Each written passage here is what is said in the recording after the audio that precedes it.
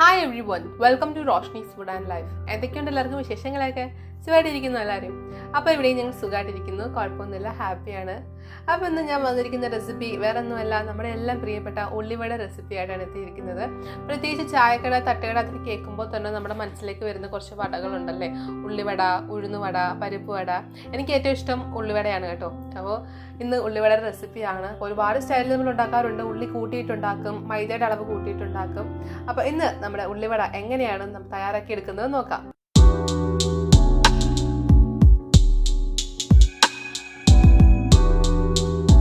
അപ്പം നമ്മുടെ ഉള്ളിവടയ്ക്കുള്ള ഇൻഗ്രീഡിയൻസ് ഒക്കെ നമ്മളിവിടെ സെറ്റ് ആക്കിയിട്ടുണ്ട്. ഒരുപാട് ഇൻഗ്രീഡിയൻസ് ഒന്നും ഇല്ല. അപ്പം നമ്മുടെ മൈദയാണ് എടുത്തിരിക്കുന്നത്. മൈദ 1.5 കപ്പ് മൈദ എടുത്തിട്ടുണ്ട്. നമ്മുടെ സവാള ഉണ്ട്. അപ്പോൾ അത് ഞാൻ ഒരുപാട് സവാള ഒന്നും ചേർക്കുന്നില്ല. നമ്മുടെ ഉള്ളിവടയ്ക്ക് ഒരു മീഡിയം വലിപ്പമുള്ള സവാള ചെറുതായി അരിഞ്ഞ് ചേർക്കുന്നുണ്ട്. ഇഞ്ചിയുണ്ട്, പച്ചമുളകുണ്ട്. പച്ചമുളക് നിങ്ങളുടെ ആവശ്യത്തിനനുസരിച്ച് ചേർത്ത് കൊടുക്കാം, എരിവിനനുസരിച്ച് ചേർത്ത് കൊടുക്കാമേ. അതുപോലെ ഇഞ്ചി ഒരു ചെറിയ കഷ്ണം ഇഞ്ചി ചെറുതായി അരിഞ്ഞ് തന്നെ എടുക്കുന്നത്. നമ്മുടെ കറിവേപ്പിലയുണ്ട്, അതും അരിഞ്ഞ് ചേർക്കണം കേട്ടോ. നീളത്തിൽ ഇടുന്നതിനേക്കാൾ ഭംഗി അരിഞ്ഞ് ചേർക്കുന്നതാണ്. അപ്പോൾ അതുപോലെ നമ്മുടെ ഉപ്പുണ്ട്, പിന്നെ സോഡാപ്പൊടി, നമ്മുടെ ബേക്കിംഗ് സോഡ, അപ്പക്കാരം എന്ന് പറയല്ലേ, അപ്പോൾ അത് ചേർക്കുന്നുണ്ട്. ഒരുപാട് ചേർക്കണ്ട, നമ്മുടെ ഉള്ളിവട ഒന്ന് സോഫ്റ്റ് ആയി കിട്ടാൻ വേണ്ടിയിട്ട് 1/2 ടീസ്പൂൺ ചേർത്താൽ മതി. പിന്നെ സൺഫ്ലവർ ഓയിലാണ് ഞാനിപ്പോൾ വറുത്തെടുക്കാൻ പോകുന്നത്. സൺഫ്ലവർ ഓയിൽ എടുത്തിട്ടുണ്ട്. വെളിച്ചെണ്ണ വേണമെങ്കിൽ അത് വേണമെങ്കിലും യൂസ് ചെയ്യാം. അപ്പോൾ ഇത്ര ഇൻഗ്രീഡിയൻസേ ഉള്ളൂ. നമുക്ക് എങ്ങനെയാണ് നമ്മുടെ കിടിലൻ ഉള്ളിവട തയ്യാറാക്കുന്നത് നോക്കിയാലോ. അപ്പോൾ നമ്മുടെ ഉള്ളിവടയുടെ ഫസ്റ്റ് സ്റ്റെപ്പ് എന്ന് വെച്ച് കഴിഞ്ഞാൽ നന്നായിട്ട് മിക്സ് ചെയ്തെടുക്കുക എന്നുള്ളതാണ്. അപ്പോൾ അതിനായിട്ട് ആദ്യം തന്നെ നമുക്ക് എടുത്ത് വെച്ചിരിക്കുന്ന സവാള നമുക്കൊരു ബൗളിലേക്ക് ആഡ് ചെയ്ത് കൊടുക്കാം. ഇനി ഇതിലേക്ക് നമ്മൾ അരിഞ്ഞു വെച്ചിരിക്കുന്ന നമ്മുടെ പച്ചമുളകും ഇഞ്ചിയും, അപ്പോൾ ഞാൻ നേരത്തെ പറഞ്ഞ പോലെ തന്നെ പച്ചമുളക് നിങ്ങളുടെ ഇഷ്ടത്തിനനുസരിച്ച് ചേർത്ത് കൊടുക്കാം. അതുപോലെ ഇഞ്ചി ഒരു ചെറിയ കഷ്ണം ഇഞ്ചിയും അത് ഞാൻ ചേർക്കുന്നുണ്ട്. അത് നമുക്ക് ബൗളിലേക്ക് ആഡ് ചെയ്ത് കൊടുക്കാം. അപ്പൊ നമ്മുടെ സവാളയായി, പച്ചമുളകായി, ഇഞ്ചിയായി. ഇനി നമുക്ക് ചേർത്ത് കൊടുക്കാനുള്ളത് നമ്മുടെ കറിവേപ്പിലയാണ്. കറിവേപ്പില ഞാൻ ചെറുതായി അരിഞ്ഞു വെച്ചിട്ടുണ്ട്, അതോടെ ചേർത്ത് കൊടുക്കാം. ഇനി നമുക്ക് ആവശ്യത്തിന് ഉപ്പൂടെ ചേർത്ത് കൊടുക്കാമേ. നമുക്ക് ആവശ്യത്തിന് ഉപ്പ് ചേർത്ത് കൊടുക്കാം. നമുക്ക് കൈ ഉപയോഗിച്ചാൽ നന്നായിട്ട് മിക്സ് ചെയ്തെടുക്കണം. അപ്പൊ സ്പൂണൊക്കെ ഉപയോഗിച്ചാൽ നമ്മുടെ ഉള്ളിയുടെ ജ്യൂസ് ഒക്കെ അങ്ങോട്ട് ഇറങ്ങത്തില്ല. അപ്പൊ അതുകൊണ്ട് മാക്സിമം കൈയൊക്കെ ഉപയോഗിച്ച് തന്നെ നന്നായിട്ട് നമുക്കൊന്ന് മിക്സ് ചെയ്തെടുക്കാം.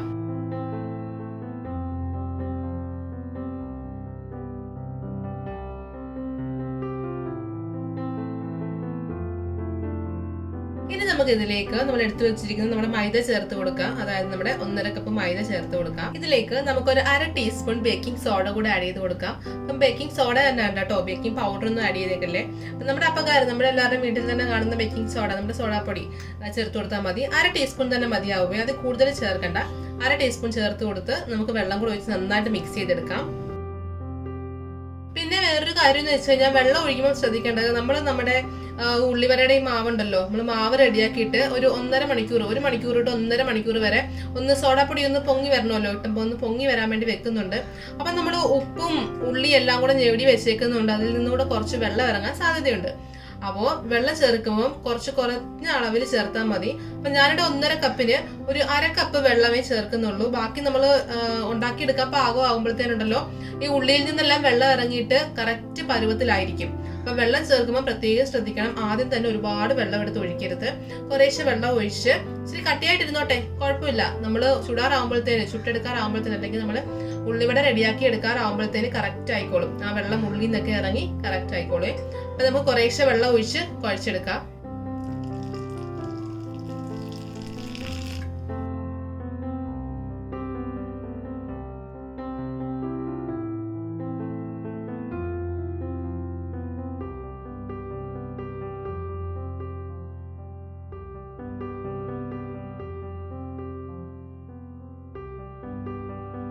അപ്പൊ അതേ നമ്മൾ നന്നായിട്ട് മിക്സ് ചെയ്തെടുത്തിട്ടുണ്ട്. നമ്മുടെ മൈദയും അതുപോലെ തന്നെ ഉള്ളിയും എല്ലാം കൂടെ ചേർത്ത് നന്നായിട്ട് മിക്സ് ചെയ്തെടുത്തിട്ടുണ്ട്.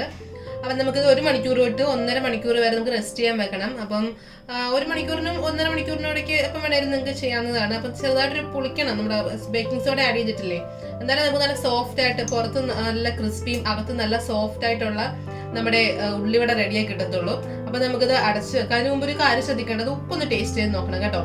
ഉപ്പൂടെ ഒന്ന് കറക്റ്റ് ചെയ്തിട്ട് വേണം അടച്ചു വെക്കാനായിട്ട്. അപ്പൊ നമുക്കിത് മാറ്റി വെക്കാം. അപ്പൊ എന്തെങ്കിലും നമ്മുടെ ഉള്ളിവടയ്ക്കുള്ള മാവ് ഇവിടെ റെഡി ആയിരിക്കുകയാണ്. ഇപ്പൊ 1.5 മണിക്കൂർ കഴിഞ്ഞിട്ടാണ് ഞാനിപ്പം തുറന്ന് നോക്കിയത്.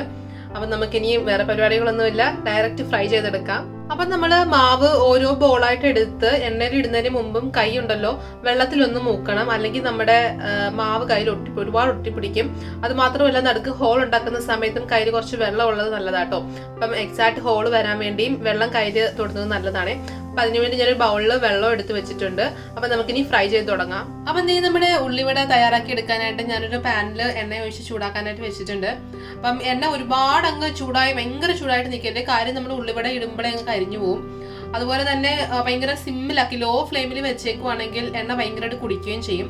ആ ഒരു മീഡിയം ഫ്ലെയിമിൽ എണ്ണ നല്ല ചൂടാവണം. ഒരു മീഡിയം ഫ്ലെയിമിൽ ഇട്ട് ഇങ്ങനെ മെയിൻറ്റെയിൻ ചെയ്ത് വെച്ചേക്കണം കേട്ടോ. അതിനുശേഷമാണ് നമ്മുടെ ഉള്ളിവട എണ്ണയിലേക്ക് ഇട്ട് കൊടുക്കാവൂ.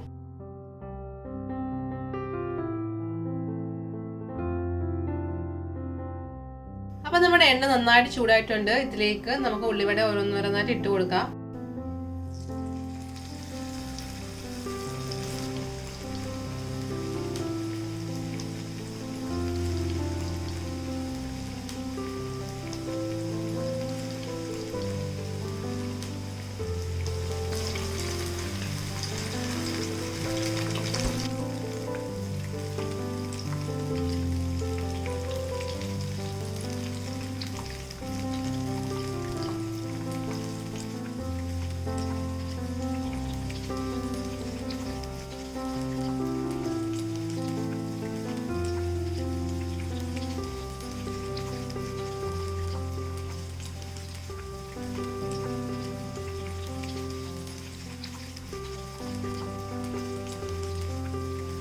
അപ്പൊ നമ്മുടെ ഉള്ളിവട ഇവിടെ റെഡി ആയിട്ടുണ്ട്. നമുക്കിനി കോരി മാറ്റാം എണ്ണയിൽ നിന്ന്.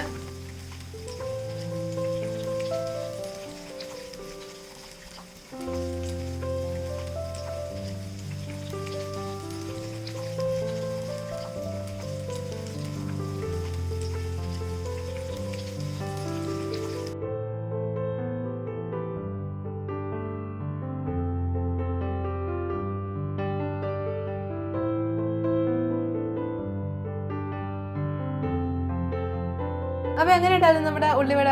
അടിപൊളിയായിട്ടില്ലേ? അപ്പൊ ചായയുടെ കൂടെ ഈവനിങ് കഴിക്കാൻ നല്ല അടിപൊളി ഒരു ഐറ്റം ആണ്. അപ്പം ഇങ്ങനെ ട്രൈ ചെയ്യാത്ത ആരെങ്കിലും ഒക്കെ ഉണ്ടെങ്കിൽ ഒന്ന് ട്രൈ ചെയ്ത് നോക്കിയേക്കണേ. അപ്പൊ എല്ലാവർക്കും ഇഷ്ടമാവും. വീഡിയോ ഇഷ്ടമായി കഴിഞ്ഞാൽ ലൈക്ക് ചെയ്യാനും ഷെയർ ചെയ്യാനും ആരും മറക്കല്ലേ. ചാനൽ സബ്സ്ക്രൈബ് ചെയ്യാൻ വിട്ടുപോയിട്ടുള്ളവർ ചാനൽ ഒന്ന് സബ്സ്ക്രൈബ് ചെയ്തേക്കണേ.